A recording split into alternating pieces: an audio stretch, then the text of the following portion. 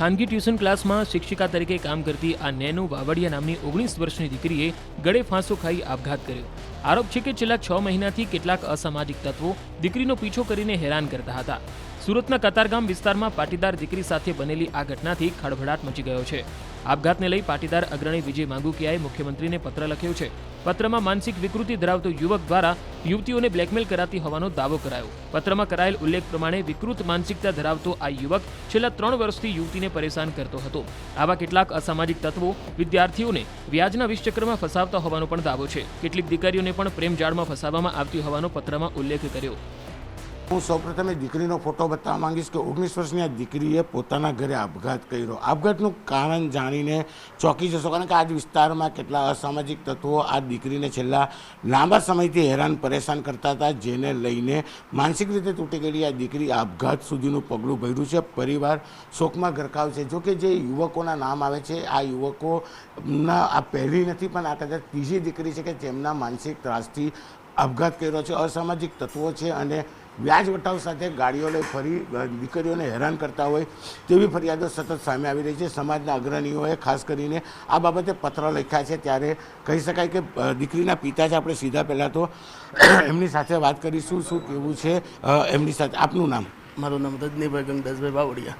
રજનીભાઈ, શું કહેશો? દીકરી આપઘાત કર્યો છે અને જે રીતે વાત સામે આવી રહી છે કે કેટલાક લોકો દીકરીને હેરાન કરતા હતા.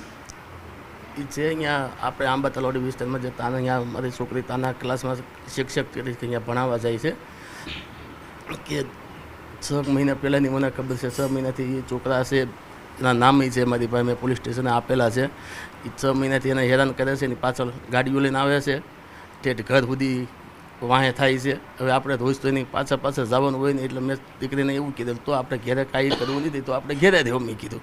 એટલે મને પછી કંઈ ન હોય કે એને છોકરાને ભણાવવામાં રસ હતો અને એને નોકરી કરવી તે કાંઈક હાથ પેલું કરવું હતું, એવું હતું. બિલકુલ. અન્ય લોકો છે, આપણે એમની સાથે પણ વાત કરીશું. કાકા, શું નામ છે આપનું અને શું કહેશો આ ઘટનાને લઈને? મારું નામ રમેશભાઈ બાવળિયા. રમેશભાઈ, શું કહેશો? એ મારો ભાઈ જ છે કજીન. અને આ ઘટનાની જો મને તો એને કાલે જ ખબર પડી, નહીંતર 6 મહિના પહેલાં તો મને જાણ કરી હોત ને. એની જગ્યાએ એણે છે ને, એ સામે જે એક નીલ છોકરો છે દેસાઈ, એમના પપ્પાનો નંબર તાના ટ્યુશનમાંથી કઢાવીને મેં એમને કીધેલું કે તમારો છોકરો અવારનવાર મારી બેબીની પાછળ જાય છે, હવે પછી આવું ન કરે, અને એને ઠપકો આપેલો. બરાબર છે.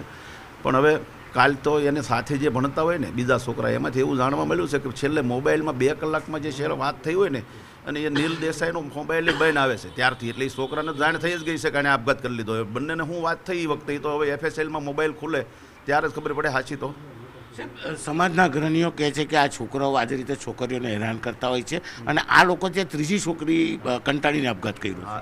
આ ઘટના એવી કતારગામમાં બને જ છે. બરાબર છે. મારે એક પોલીસને એ જાણ કરવાની છે, કમિશનર સાહેબને એવું કહેવું છે કે જે આ બ્લેક કલરની ગાડીઓમાં શું છે, નાની ઉંમરની છોકરીઓ હોય ને એને કોઈ હોટલમાં કે રૂમ ભાડે મળતો નથી. તો અમુક ગાડીઓ એવી છે કે અંદર કલાકના 200 રૂપિયા 300 રૂપિયા લઈને ભાડે આપે છે બ્લેક કાસ્ટની. એ બંધ થાય તો આ ઘટના રોકી શકાય. અને સમાજને એક આપણે સંદેશ એ આપવા માગીએ છીએ કે અમે છે ને બધા અગ્રણી ભેગા થઈને 1-2 હેલ્પલાઇન નંબર એવા બહાર પડે કે કોઈ આવો બ્લેકમેલિંગનો કિસ્સો હોય ને તો એની માહિતી ખાનગી રાખવામાં આવે ને આ નંબરમાં હેલ્પલાઇનમાં આપણે હેલ્પ કરી શકીએ તો આ ઘટના રોકી શકાય. નકર લોકો ગભરાય છે, બદનામીના હિસાબે લોકો એવું કહેતા હોય કે કેવું નથી. બરાબર છે. નકર આવી જાણ કરે લોકો. બરાબર. પણ ખરેખર સમાજને આપણે એવું કહેવા માગીએ છીએ કોઈને ગભરાવાની જરૂર નથી. અમારી તો દીકરી ગઈ જ અત્યારે, પણ હવે ફરીવાર બીજા કોઈની દીકરી યારે આવી ઘટના ન બને એના માટે ગભરાવું નહીં. અને અમે એવું આગળ કરવા માગીએ છીએ કે સમાજના અગ્રણીઓ ભેગા થઈને અને 1-2 નંબર હેલ્પલાઇનના એવા ખોલશું કે કોઈને આવી પરિસ્થિતિ સમજાય તો એ અમને જાણ કરી શકે અને આવું ફરીવાર બને નહીં. બરાબર. બિલકુલ. પરિવારે જે વાત કરી સૌથી મહત્ત્વની છે. કતારગામ વિસ્તારમાં કેટલાક અસામાજિક તત્વો છે, કાળા કાચની ગાડી લઈને ફરે એમ, અને આ જે કાળા કાચની ગાડી છે તેમાં ગોરખ ધંધા થાય છે. ખાસ કરીને છોકરીઓને હેરાન કરવામાં આવે છે, તેમને બ્લેકમેલિંગ કરવામાં આવે છે. પરિણામે કતારગામમાં કહી શકાય 1 જ મહિનામાં ત્રીજી દીકરીએ આપઘાત કર્યો છે. જો કે પરિવાર તો ખુલીને સામે આવ્યું છે અને હવે ન્યાયની માંગણી કરે છે. પણ આ અસામાજિક તત્વો કોણ છે અને કતારગામ વિસ્તારમાં નાની ઉંમરના યુવાનો છે કે જે બ્લેક ફિલ્મવાળી ગાડી લઈને ફરે છે, તેને લઈને બી મોટા સવાલો ચોક્કસ ઊભા થયા છે. બીજું ભાઈ, શું ઘટના છે અને કેમ પત્ર લખવો પડ્યો? જી, આ પ્રકારના વિકૃત માનસિકતા ધરાવતા નરાધમો સમગ્ર ગુજરાતની અંદર કાળા કાચની ગાડીઓ રાખી અને વિદ્યાર્થીઓને અને વિદ્યાર્થીનીઓને ટાર્ગેટ કરતા હોય છે. ત્યારે સમગ્ર ગુજરાતમાં આ પ્રકારની ઘટનાઓ વારંવાર બની રહી છે અને આ જે દીકરી સાથે જે ઘટના બની છે એ ખૂબ દુઃખદાયી છે અને હવે પછી કોઈ દીકરીઓ સાથે આ પ્રકારની ઘટના ન બને એના માટે મુખ્યમંત્રીશ્રીને એટલા માટે પત્ર લખવામાં આવ્યો છે કે તંત્ર જાગૃત થાય અને તંત્ર દ્વારા આ નરાધમો કોર્ટના માધ્યમથી છૂટી જાય છે, વારંવાર કોર્ટના માધ્યમથી છૂટી જાય છે. એટલે એ પ્રકારની એના ઉપર કડક દંડાત્મક કાર્યવાહી કરવામાં આવે કે હવે કોર્ટના માધ્યમથી આ નરાધમો છૂટે નહીં. બીજેપી સામે આવ્યું છે કે હજી અસામાજિક તત્વો છે વ્યાજ વટાવનો ધંધો કરે છે અને કાળા કાચની ગાડી ભાડે આપવામાં આવે છે, કેમ? જી, ચોક્કસ આ પ્રકારની ઘટનાઓ આખું ગુજરાત જાણે છે અને કાળા કાચની ગાડીઓ રાખીને છોકરાઓને, યુવાનોને, વિદ્યાર્થીઓને પહેલાં ભાડે આપવાનું કામ કરે છે, પછી ડાયરીઓ બનાવીને વ્યાજના વિષચક્રમાં ફસાવી અને એમને ઘરે ધમકી આપવાનું કામ કરે છે અને ઘરે ધમકી આપ્યા પછી માવતર શું કરે? આમાં તો દીકરાના માતા પિતા તો શું કરે કે ભાઈ ચાલો છોકરાને પારિવારિક આ સામાજિક રૂઢિચુસ્તતાને કારણે દીકરીનો કે દીકરાનો બાપ બોલી શકતો નથી એટલે ફરિયાદો થતી નથી ને આ પ્રકારના લોકો મજબૂરીનો ફાયદો ઉઠાવી અને વ્યાજના વિષચક્રમાં ફસાવીને યુવાનોને ભોગ બનાવે છે અને બ્લેકમેલ કરવાનું કામ કરે છે. ફરી એકવાર બદનામીના ડરથી ચૂપ રહેવું એક દીકરી અને તેના પરિવારને ભારે પડ્યું છે. આજે પરિવાર પર દુઃખનો પહાડ તૂટી પડ્યો છે. જો કે આ પરિવારે જ્યારે અસામાજિક તત્વો હેરાન કરતા હતા ત્યારે ચૂપ બેસી રહેવાના બદલે ત્યારે જ કાયદાનો સહારો લીધો હોત, પોલીસને જાણ કરી હોત તો કદાચ એ લફંગાઓ પકડાઈ ગયા હોત અને દીકરીએ આ પગલું ન ભરવું પડ્યું હોત.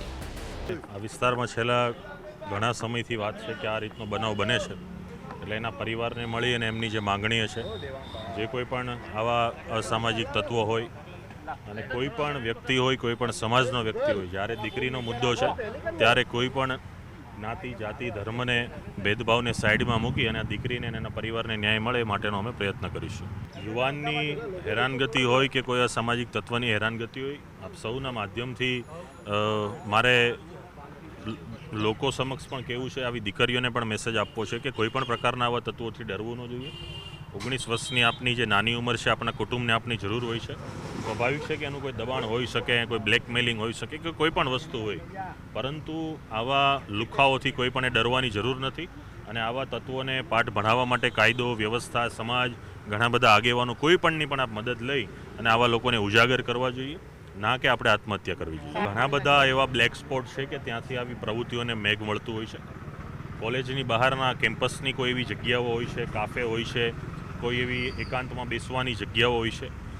કાયદો અને સુરક્ષા ઘણું બધું ધ્યાન રાખતી હોય છે, છતાં પણ કંઈક ને કંઈક અંશે આવા સ્પોટ્સ પર યુથ ઉમટી પડે છે અને ત્યાંથી આવા સંપર્કો બને છે. સોશિયલ મીડિયાના માધ્યમથી પણ આવા સંપર્કો બને છે અને આવી દરેક વસ્તુઓથી આજના યુથે ખૂબ જાગવાની જરૂર છે.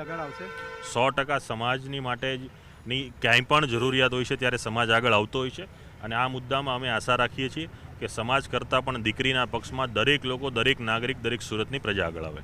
સમાજના દરેક લોકો આગળ આવે એ માટે અમે અપીલ કરીશું અને આવી ઘટનાઓ જ્યારે પણ કોઈ પણ વિસ્તારમાં ઘટતી હોય છે ત્યારે વિસ્તારના લોકો સૌપ્રથમ આગળ આવતા હોય છે, ત્યાર પછી ધીમે ધીમે એમાં આગેવાનો પોતાની ભૂમિકા ભજવતા હોય છે.